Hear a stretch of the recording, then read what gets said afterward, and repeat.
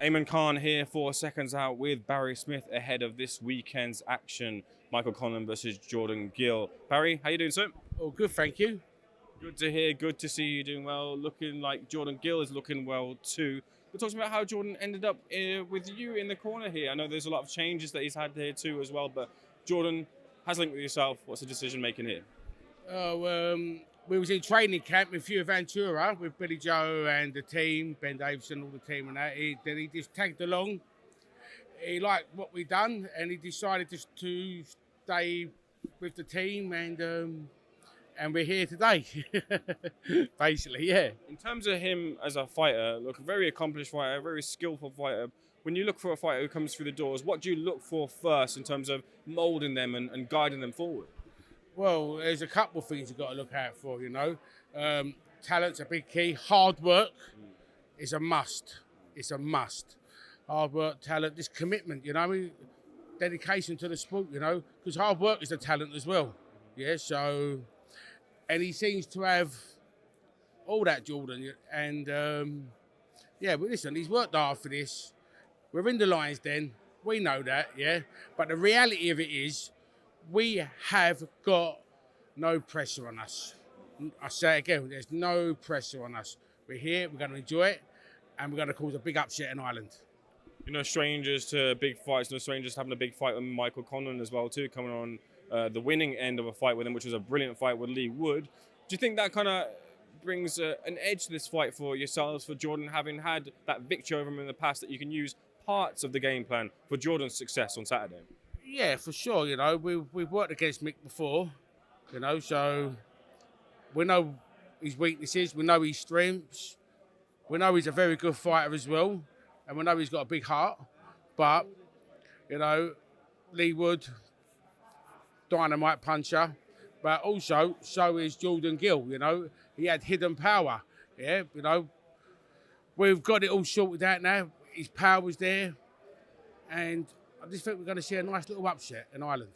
Yeah, he's named the Thrill, and we've seen that in his boxing skill, not so much in his punching power, unless you look at that Gill-Guerfi fight, which was a blockbuster of a finish. Great fight. That's something that he's not used, and you're saying it's a hidden part of his power. Is that something that you've worked on specifically for this fight? 100%, you know. Grinding the boy, you know. Grinding him, like, I won't say too much, but, yeah, we've worked a lot on him. He's had a lot of time and effort put into him for this, yeah. So I'm expecting nothing but a win. With that said, what's your scout report on Mick Conlan? Look, a lot of tape on him for sure, but on this stage of his career, when he's come off fights with Leewood, when he come off fights with Lopez, where do you feel he is right now in his career? I mean, I'm not here to disrespect anybody, but this is my personal thing. You know, he's had really two bad knockouts in his career. He has two heavy knockouts. Are you the same person mentally? Is that in the back of your mind all the time when you get in there and you start feeling Jordan Gill's power? You know, I don't want to say nothing disrespectful, you know what I mean? So I'm going to keep it there. So that's how I'm going to keep it. Fair enough, I appreciate that. What sort of fight do you think this will play out to be then on the night? Be honest, it's how Mick comes out, really. Yeah? Mick comes out, wants to push us back. Ain't happening. Yeah, so they could meet in the middle. Yeah, and I'm being serious. They could meet in the middle of the ring. So I'm not saying too much, but it all depends how Mick comes. If Mick's going to skate around, bouncing around on his toes, or is he going to come down, anchor down, and have a go and try and push Jordan back, which he ain't going to. What do you think of the link-up with Pedro Diaz? Yeah, he's a world-class trainer, but so was Adam Booth as well. So there's one world-class trainer and then another world-class trainer. No, he just thought he probably needed to change, mix things up, you know, as most fighters do these days. Yeah, listen, he's a proven trainer, but so is Adam Booth as well, a proven trainer. So he's had two world-class trainers, and listen, I don't know what the reason behind it is, but obviously he's probably clicked with him, built a relationship with him, you know. It just goes like that sometimes, trainer and fighter. But, you know, we ain't looking too much into that, you know. That's not bothering us at all. Speaking to Jordan previously, I kind of said to him, like, for both fighters here, either fighter finds himself on the losing end, it's a bit of a make or break, and it's a hard road back for either. And maybe not retirement, but it's that hard road back. Do you feel that sense of pressure? But is that sense of pressure more so on Michael because we're in his back garden? Of course it is. Everything's on Michael. Listen, no one's expecting Jordan to win. We are, but no one's expecting him to win.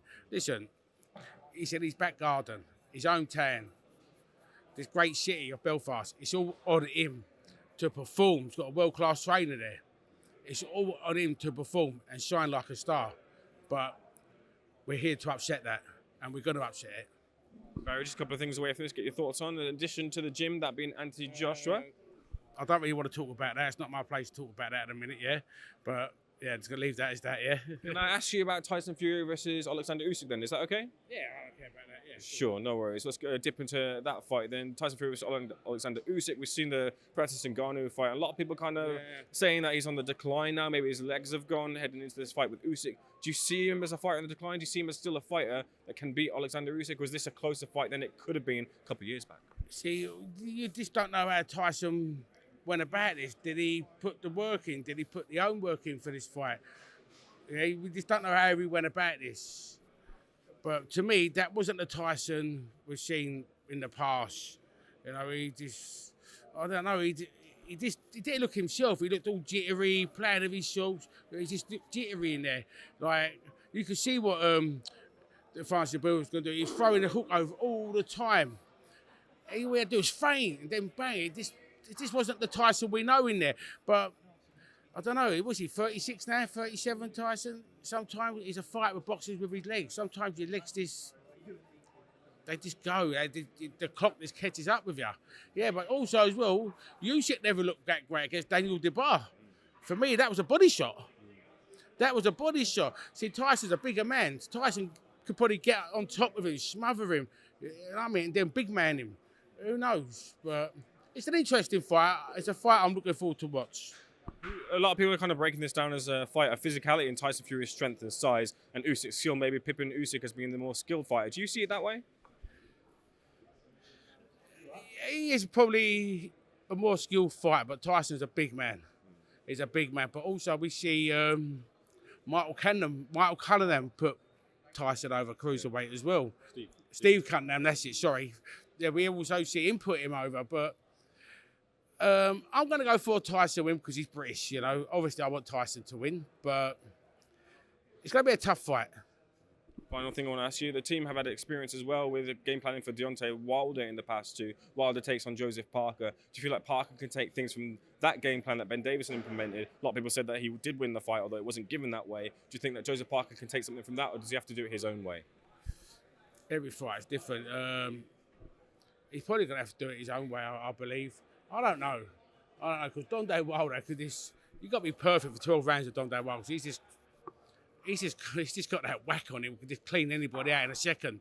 So, you know, it's going to be a tough fight for Joseph Parker. I hope he pulls through it. Hope he wins. But I think it's going to be a really difficult night for him. I'll leave the final word with you. What happens in the ring, Michael Conlan versus Jordan Gill? I'm going to go for a Jordan Gill knockout. Barry, real pleasure. Looking forward to the fight. Thanks for speaking SecondsOut, sir. God bless you.